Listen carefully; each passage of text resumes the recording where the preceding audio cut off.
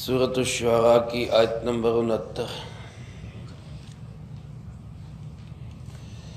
الحمد للہ وکفی وسلام علی عبادہ الذین اصطفی، خصوصا علی سید الرسل وخاتم الانبیاء وعلی آلہ واصحابہ الاتقیاء۔ اما بعد فاعوذ باللہ من الشیطان الرجیم، بسم اللہ الرحمن الرحیم۔ واتل علیہم نبأ ابراہیم اذ قال لأبیہ وقومہ ما تعبدون قالوا نعبد اصناما فنظل لها عاکفین قال هل يسمعونكم إذ تدعون أو ينفعونكم أو يضرون قالوا بل وجدنا آباءنا كذلك يفعلون قال أفرأيتم ما كنتم تعبدون أنتم وآباؤكم الأقدمون فإنهم عدو لي إلا رب العالمين۔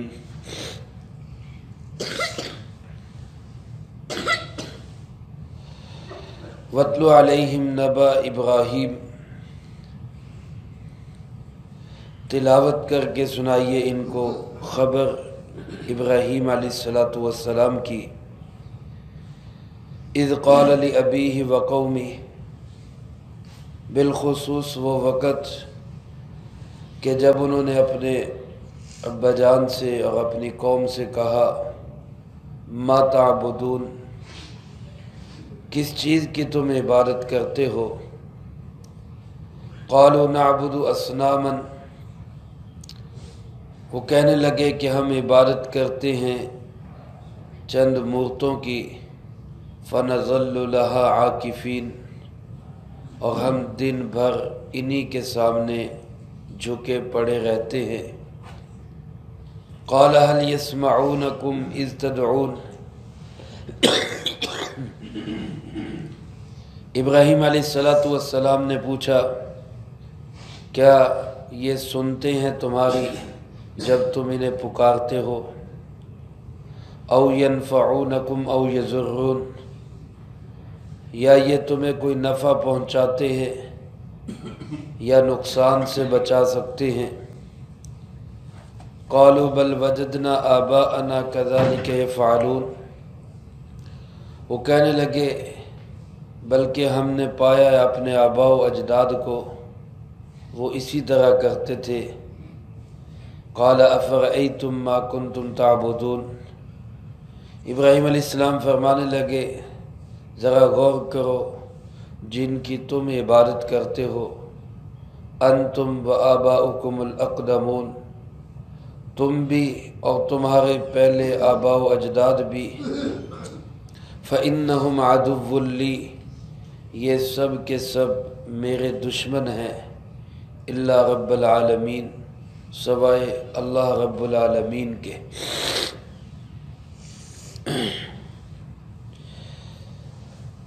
سورۃ الشعراء کے اس 5ویں رکوع میں اللہ رب العالمین نے حضرت سیدنا ابراہیم علیہ السلام کا تذکرہ فرمایا ہے۔ حضرت ابراہیم علیہ السلام جلیل القدر انبیاء علیہ السلام میں سے ہیں، اونچی شان رکھنے والے، اللہ پاک نے جن کو اپنا خلیل فرمایا، خلیل بنایا، واتخذ اللہ ابراہیم خلیلا، ایک لحاظ سے جد الانبیاء بھی ہیں کہ ان کے بعد جتنے بھی انبیاء علیہ السلام تشریف لائے وہ سب کے سب انہی کی نسل میں سے آئے۔ حضرت ابراہیم علیہ السلام کی اولاد میں سے ہی اللہ پاک نے بعد کے سارے نبی بھیجے۔ حضرت ابراہیم علیہ السلام عراق کا علاقہ ہے بابل، اس کی ایک بستی میں پیدا ہوئے۔ جس شخص کے گھر میں پیدا ہوئے اس کا طارق نام ہے، تا تختی والی، تا الف را اور خے آخر میں خا ہے، یہ طارق اس کا نام ہے۔ آذر اس کا لقب ہے۔ آذر اصل میں ان کے بڑے بت کا نام تھا، جس کا وہ محابت تھا، جس کا وہ مجاور تھا، اس کی نسبت سے اس کا نام بھی آذر پڑ گیا۔ قرآن کریم نے بھی یہی نام ذکر کیا ہے، اذ قال ابراہیم لابیہ آذر۔ حضرت ابراہیم علیہ السلام کو اللہ پاک نے اس گھر کے اندر پیدا کیا کہ جس گھر کا سربراہ نہ صرف یہ کہ بت پرست بلکہ بت گر اور بت فروش تھا، بت بناتا بھی تھا، بت بیچتا بھی تھا اور بتوں کی عبادت بھی کرتا۔ ایسے ماحول کے اندر گھر سے لے کر بادشاہت تک پوری سلطنت بتوں کی پجاری، اس ماحول میں اللہ رب العالمین نے حضرت سیدنا ابراہیم علیہ السلام کو پیدا کیا، اور بچپن سے ہی ان کے دل کے اندر اللہ نے توحید کا بیج بو دیا۔ ہر بچے کے دل میں توحید کا بیج ہوتا ہے، لیکن اس کے والدین اس بیج کا ستیہ ناش مار دیتے ہیں۔ لیکن اللہ پاک نے حضرت ابراہیم علیہ السلام کی خصوصی حفاظت فرمائی، ان کے دل میں توحید کا بیج پودا اور پھر تناور درخت بنا۔ ایسا زبردست توحید کا بیج پھلا پھولا کہ پھر باپ کی مخالفت، ماں کی مخالفت، گھر بار کی مخالفت، گلی محلے کی مخالفت، شہر کی حتیٰ کہ بادشاہت کی مخالفت بھی اس کا کچھ نہ بگاڑ سکے۔ حضرت ابراہیم علیہ السلام کی طویل ترین جد و جہد ہے۔ بادشاہ کو سمجھایا، اس نے قید میں بھی ڈالا، 7 سال قید کاٹی، پھر اس نے مارنے کی کوشش کی، آگ میں جلانے کی کوشش کی، آگ کے اندر رہے بھی، اللہ نے آگ میں رکھ کے بھی ایک بال کا بھی نقصان نہیں ہونے دیا، وہاں سے بھی صحیح سلامت نکلے۔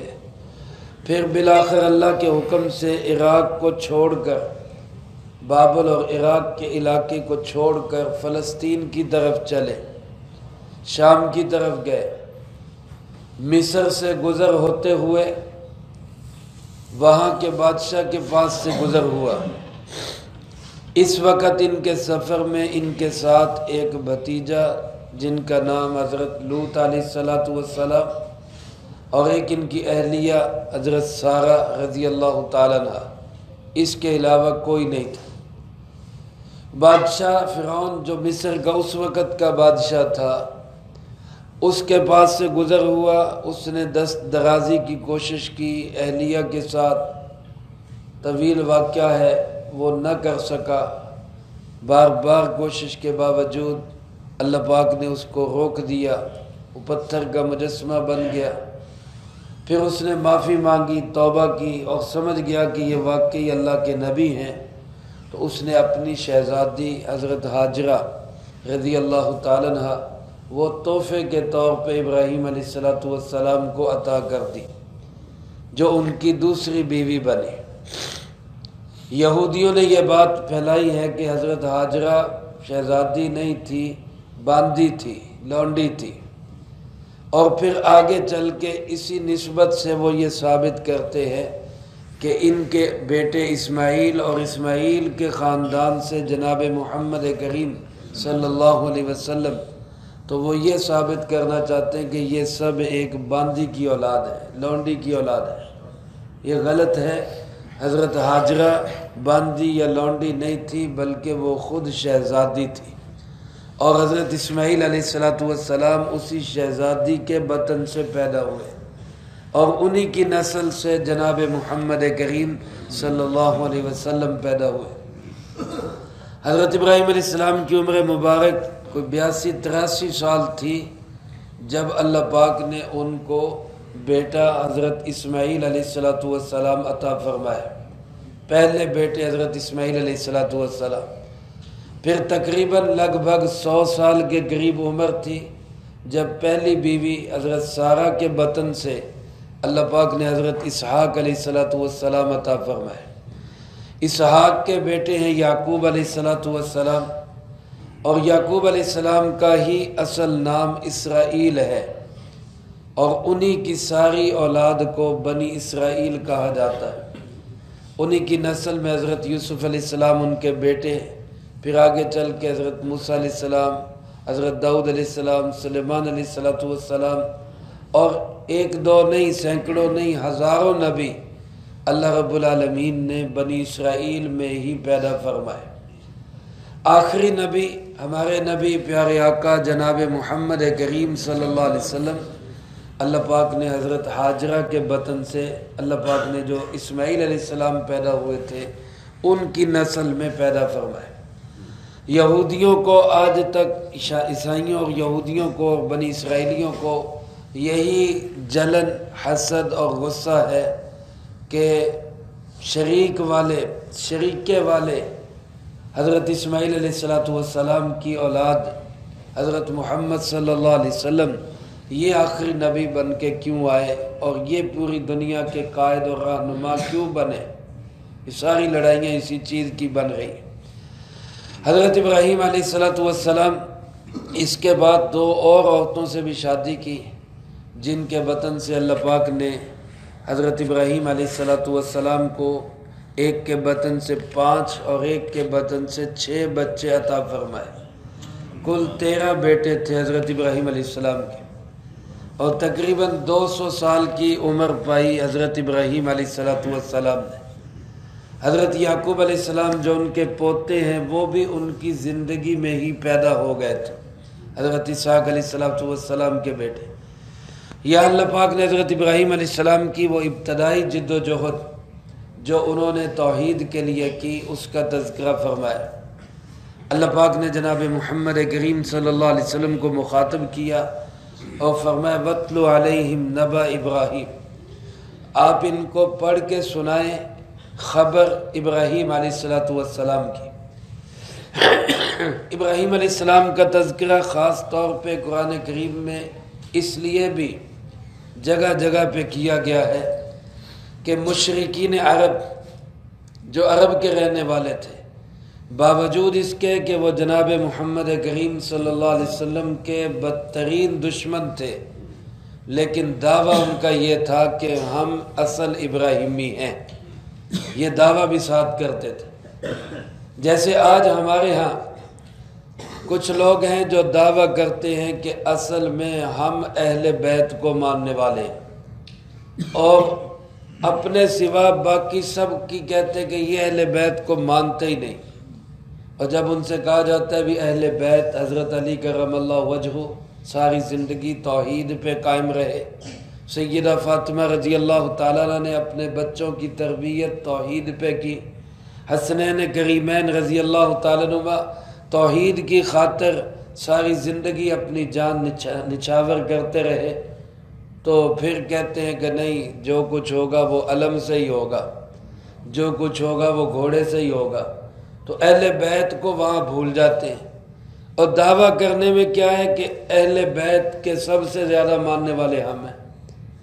یا جس طرح ہم دیکھ لیں آج کل بہت سارے لوگ اپنے آپ کو کہتے ہیں جی اصل غوث پاک کو ماننے والے ہم ہیں، اور جب کہا جاتا ہے بھئی غوث پاک تو ساری زندگی توحید کی دعوت دیتے رہے، اپنے بچوں کو وصیت بھی کر کے گئے بھئی توحید پہ قائم رہنا، اللہ کو ایک مانتے رہنا، تو پھر کہتے ہیں کہ جی نہیں جی بابا جی کے بغیر ہم کیسے زندگی گزاریں گے۔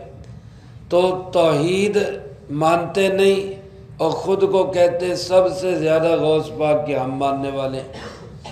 اسی طرح کا رویہ تھا مکے کے مشرکوں کا کہ بتوں کے پجاری اللہ کے گھر میں بت رکھے ہوئے ان کی پوجا کر رہے، اور زبان سے دعویٰ کیا ہے کہ اصل ابراہیمی تو ہم ہیں۔ تو اللہ پاک نے ابراہیم علیہ السلام کا جا بجا تذکرہ کیا کہ ابراہیم تو توحید والا تھا، وہ تو مشرک نہیں تھا، وہ تو بتوں کا سخت مخالف تھا، تم اگر ابراہیمی ہو تو پھر تم بتوں کے پجاری کیوں بنے ہو؟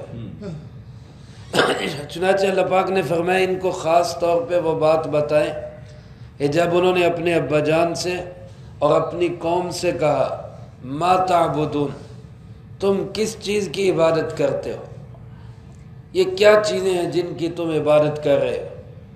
تو وہ کہنے لگے نعبد اصناما، ہم چند صنم بتوں کی مورتیوں کی عبادت کرتے ہیں۔ صنم اور وثن دو لفظ قرآن کریم میں استعمال ہوئے ہیں۔ وَاجْتَنِبُوا الرِّجْسَ مِنَ الْأَوْثَانِ، بتوں کی گندگی سے بچو۔ صنم اور وثن میں کیا فرق ہے؟ تو علماء نے لکھا ہے کہ اگر تو بت کسی جاندار کی شکل پہ بنا ہو تو اس کو صنم کہا جاتا ہے، اس کو صنم کہا جاتا ہے۔ جیسے ہندوؤں کے کوئی بندر کی شکل کا ہے، کوئی پہلوان کی شکل کا ہے، کسی کی آگے سونڈ بھی لگی ہوئی ہے، اور کوئی جو ہے وہ بچھڑے کی شکل کا ہے۔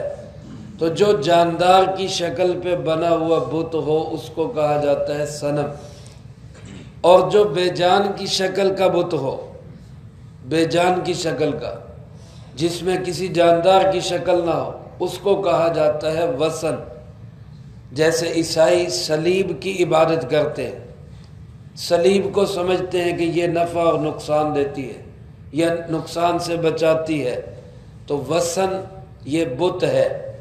حضرت عدی بن حاتم رضی اللہ تعالیٰ عنہ جب مسلمان ہوئے، پہلے عیسائی تھے بعد میں مسلمان ہو گئے، تو اسلام کے بعد بھی گلے کے اندر وہ لاکٹ ڈالا ہوا صلیب والا رسول اللہ صلی اللہ علیہ وسلم کی خدمت میں حاضر ہوئے، تو آپ صلی اللہ علیہ وسلم نے اس کو پکڑا اور توڑتے ہوئے فرمایا الق عنک ھذا الوثن، اس بت کو اب گلے سے اتار دو، اب تم اسلام والے بن چکے۔ تو اس کو آپ نے وثن فرمایا۔ میرے محترم دوستو، اگر عیسائی صلیب کے ساتھ صلیب سے منتیں مانگے، صلیب سے دعائیں مانگے، صلیب کی عبادت کرے، اس کو نافع اور ضار سمجھے، وہ تو مشرک اور عیسائی ہو گیا۔ لیکن اگر یہی سلوک کوئی شخص پنجہ لگا کے اس کے ساتھ کرے تو وہ مومن کہلاتا ہے، یا کوئی شخص نقش نال پا لگا کر رسول اللہ صلی اللہ علیہ وسلم کے پاؤں مبارک کا نقشہ لگائے، جوتے مبارک کا نقشہ لگائے، اور یہی سمجھے کہ اسی سے نفع ہوگا، اسی سے نقصان ہوگا، یا یہی نقصان سے بچائے گا، تو پھر وہ بن گیا سارا مسلمان۔ تو یہ فرق نہیں ہونا چاہیے۔ اگر عیسائی صلیب کی عبادت کر کے مشرک ہے تو علم کی عبادت کرنے والا بھی مومن نہیں کہلا سکتا۔ پھر نقش نال پاک کی عبادت کرنے والے کو بھی سوچنا چاہیے۔ اس لیے ہم عبادت صرف اور صرف کس کی کرتے ہیں؟ یا ایک شخص ملا، سنی تھا، اس نے گھر پہ علم لگایا ہوا۔ میں نے پوچھا بھائی یہ کیوں لگایا؟ تم تو سنی ہو، شیعہ نہیں ہو، تم نے یہ علم کیوں لگایا ہوا؟ کہنے لگا اصل میں میرے بچے بچتے نہیں تھے، نانی کو کسی نے کہا کہ گھر میں علم لگاؤ بچے بچنے شروع ہو جائیں گے۔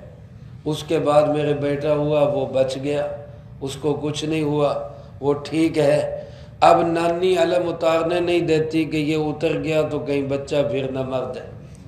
اب بچوں کو بچانے والا علم ہے کہ اللہ رب العالمین ہے۔ یہ جہالت ہے، یہ کسی مسلک کی بات نہیں ہے۔ کوئی مسلک یہ نہیں کہتا، بریلوی علماء یہ نہیں کہتے، شیعہ علماء یہ نہیں کہتے، یہ ہماری اپنی جہالت ہے۔ ہم لوگوں کے کچے عقیدے بن گئے۔ اس لیے ہمارا عقیدہ مضبوط کرنے کے لیے قرآن ہمیں بتلاتا ہے کہ ابراہیم علیہ السلام نے اپنے ابا جان سے اور قوم سے پوچھا، بے ان سے پوچھو کس کی عبادت کر رہے ہو؟ تو وہ کہنے لگے چند مورتیوں کی عبادت کرتے ہیں۔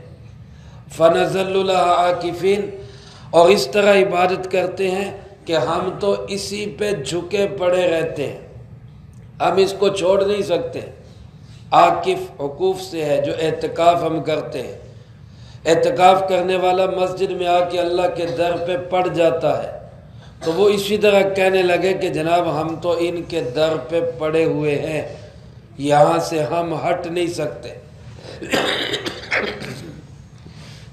حضرت ابراہیم علیہ السلام نے ان سے پوچھا کہ یہ بتاؤ هل يسمعونكم اذ تدعون، جب تم ان کو پکارتے ہو تو کیا یہ تمہاری پکار سنتے ہیں؟ یہ تو بتاؤ، یہ پتھر کے بنے ہوئے مجسمے جن کو تم نے خود بنایا، اپنے ہاتھ سے تراشا، تو کیا جب تم ان کو پکارتے ہو، آواز دیتے ہو، تو کیا یہ تمہاری پکار سنتے ہیں؟ ظاہر ہے اس کا جواب ان کے پاس کوئی نہیں تھا۔ حضرت ابراہیم علیہ السلام نے دوسرا سوال کیا، او ینفعونکم او یضرون، کیا جب تم ان کی عبادت کرتے ہو تو تمہیں کوئی یہ نفع پہنچا سکتے ہیں؟ اور اگر تم ان کی عبادت نہ کرو تو کیا یہ تمہیں کوئی نقصان پہنچا سکتے ہیں؟ نفع اور نقصان کا مالک صرف کون ہے؟ اللہ رب۔ ہمارے بہت سارے لوگ جنات کو سمجھتے ہیں یہ جنات نفع پہنچاتے ہیں یا جنات نقصان پہنچاتے ہیں۔ کوئی گھر بنانا ہو کہتے ہیں جی بنیادیں کھود کے بنیادوں کے اندر بکرا ذبح کرو تاکہ جنات کے نقصان سے ہم بچ جائیں۔ ایک شخص آئے کہنے لگے نئی گاڑی خریدی ہے، بکرا دینا ہے تو بکرا ذبح کرنا ہے، گاڑی کے ٹائروں پہ خون ڈالنا ہے تاکہ جنات سے ہماری گاڑی محفوظ رہے۔ اب اس کا مطلب کیا یہ سمجھ رہا ہے جن نفع پہنچاتے ہیں یا جن نقصان پہنچاتے ہیں؟ ہمارا ایمان اور عقیدہ اور یقین ہے کہ اللہ نفع دینا چاہے تو کوئی نقصان دے نہیں سکتا، اور اللہ نقصان پہنچانا چاہے تو کوئی نقصان سے بچا بھی نہیں سکتا۔ سب کچھ کس کے ہاتھ میں ہے؟ اب اس کا جواب تو تھا کوئی نہیں۔ یہ سنتے ہیں نہیں سنتے، یہ نفع پہنچاتے ہیں نہیں پہنچاتے، یہ نقصان پہنچا سکتے ہیں یا نقصان سے بچا سکتے ہیں نہیں کر سکتے۔ تو کیا کہنے لگے؟ بل وجدنا آباءنا کذالک یفعلون، ہم نے اپنے آباء و اجداد کو ایسے ہی کرتے دیکھا ہے۔ اب ہمارے یہاں بھی دلیل کیا ہوتی ہے؟ ہمارے حضرت استاد محترم حضرت مولانا ضیاء القاسمی صاحب، اللہ ان کی قبر پہ کروڑوں رحمت نازل فرمائے، وہ فرمایا کرتے تھے اہل بدعت کے پاس 4 دلیلیں، جیسے اہل حق کی 4 دلیلیں قرآن، سنت، اجماع اور قیاس، یہ 4 دلیلیں اہل حق کی۔ قرآن سے مسئلہ ثابت ہوگا یا سنت سے ثابت ہوگا یا اجماع سے ثابت ہوگا یا قیاس سے ثابت ہوگا۔ وہ فرماتے ہیں اہل بدعت کی بھی 4 دلیلیں، چونکہ چنانچہ لہٰذا لیکن، چونکہ چنانچہ لہٰذا لیکن، چونکہ بابا جی نے کیا ہے چنانچہ ہم کرتے ہیں لہٰذا ہم کرتے رہیں گے، لیکن حرج بھی کیا ہے؟ یہی 4 دلیلیں۔ چونکہ بابا جی نے کیا ہے لہٰذا ہم چنانچہ ہم کرتے ہیں لہٰذا ہم کرتے رہیں گے، اور جب کوئی کہتا بھی یار نہ کرو تو کہتے جی تو حرج کی ہے، کر لیا تو پھر کی ہو گیا۔ تو میرے محترم دوستو، ذرا سا فرق پڑ جائے، ذرا سا فرق پڑ جائے، آج کل آپ حضرات اس کو بڑی اچھی طرح سمجھ سکتے ہیں۔ ایک کوڈ لگا ہوا ہے آپ کے موبائل کو، اس کے ایک ہندسے کا فرق پڑ جائے، موبائل کھل جائے گا؟ نہیں کھلے گا۔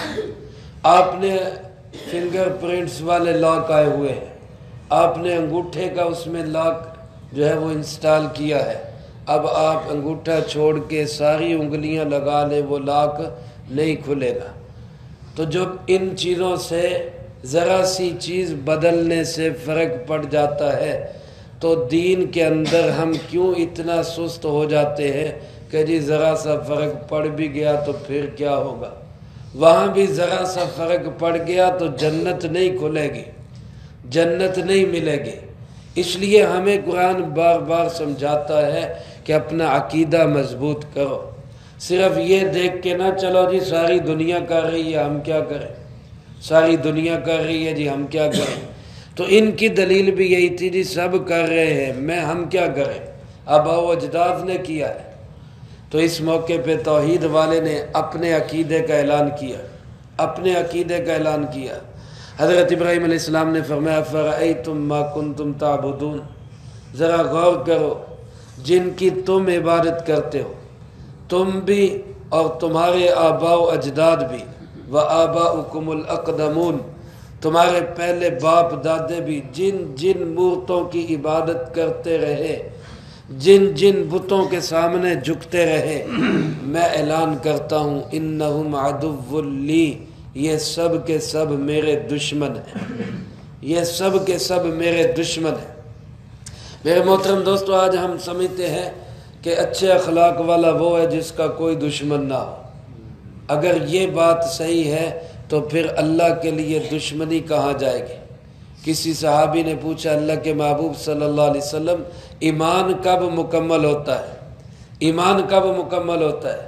تو رسالت مآب جناب محمد کریم صلی اللہ علیہ وسلم نے تکمیل ایمان کی 4 نشانیاں ارشاد فرمائی، 4 چیزیں فرمائے جب پائی جائیں تو سمجھ جاؤ کہ ایمان مکمل ہو گیا۔ پہلی چیز کیا؟ فرمایا من اعطا للہ، جس نے کسی کو کوئی چیز دی تو وہ صرف کس کے لیے دی؟ اللہ کے لیے۔ ومنع للہ، اور کسی سے کوئی چیز روک لی نہیں دینی تو کس لیے روکی؟ اللہ کے لیے روک لی۔ من احب للہ، جس نے کسی کے لیے محبت کی تو اللہ کے لیے محبت، کسی سے بھی محبت اللہ کے لیے کی۔ وابغض للہ، اور چوتھی چیز فرمایا جس نے نفرت بھی کی تو اللہ کے لیے کی۔ آج بعض اوقات ہم بھی جوش اخلاق میں کہہ دیتے نہیں کسی سے نفرت نہ کرو، بس کسی سے نفرت کا مطلب یہ ہے کہ جو اللہ کا دشمن ہے اس سے تو نفرت کرنی ہے اللہ کے لیے، جو رسول اللہ صلی اللہ علیہ وسلم کا دشمن ہے اس سے تو ہم نے نفرت کرنی ہے اللہ کے لیے۔ اب یہ کیا اخلاق ہوا کہ جی ہم کسی سے نفرت نہیں کرتے؟ کیا ہم ابراہیم علیہ السلام سے بڑے اخلاق والے؟ انہوں نے صاف اعلان کیا عدو لی، یہ جن کی تم عبادت کر رہے ہو سب میرے دشمن ہیں۔ دشمن سے کوئی محبت تو نہیں کرتا، دشمن سے تو نفرت ہوتی ہے۔ تو یہ نفرت کس کے لیے ہے؟ اللہ کے لیے۔ تو اللہ کے لیے نفرت کرنا یہ بھی ایمان کی تکمیل کا حصہ ہے۔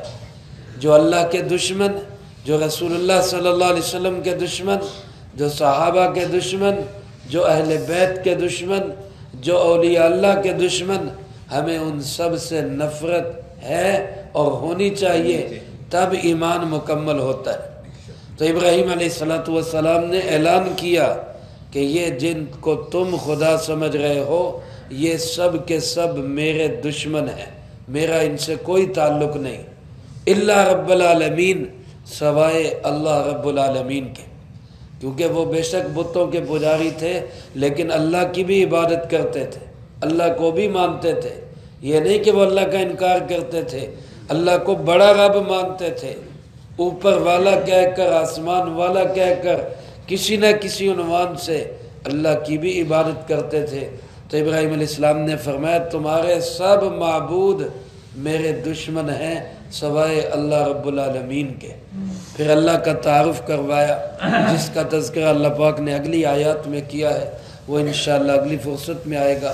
اللہ پاک سے دعا ہے اللہ مجھے آپ کو سب کو ان مقدس ہستیوں کی طرح توحید پہ گامزن رہنے کی توفیق نصیب فرمائے، جو کہا سنا اس کو زندگی میں لا کے دوسروں تک پہنچانے کی توفیق عطا فرمائے۔ اللہم انت السلام و منک السلام، تبارکت ربنا و تعالیت یا ذا الجلال والاکرام۔ اللہم انا علی ذکرک و شکرک و حسن عبادتک، اللہم احسن عاقبتنا فی الامور کلہا و اجرنا من خزی الدنیا و عذاب الآخرہ، اللہم واقیتا کواقیت الولید، اللہم استر عوراتنا و آمن روعاتنا، اللہم انا نجعلک فی نحورہم و نعوذ بک من شرورہم، اللہم اکفنا بحلالک عن حرامک و اغننا بفضلک عمن سواک، اللہم اکفنا کل مہم من حیث شئت و من این شئت، رب اغفر وارحم وانت خیر الراحمین، ربنا هب لنا من ازواجنا و ذریاتنا قرۃ اعین واجعلنا للمتقین اماما، ربنا تقبل منا انك انت السمیع العلیم وتب علینا انك انت التواب الرحیم، صلی اللہ علی النبی الکریم وعلی آلہ واصحابہ اجمعین برحمتک یا ارحم الراحمین۔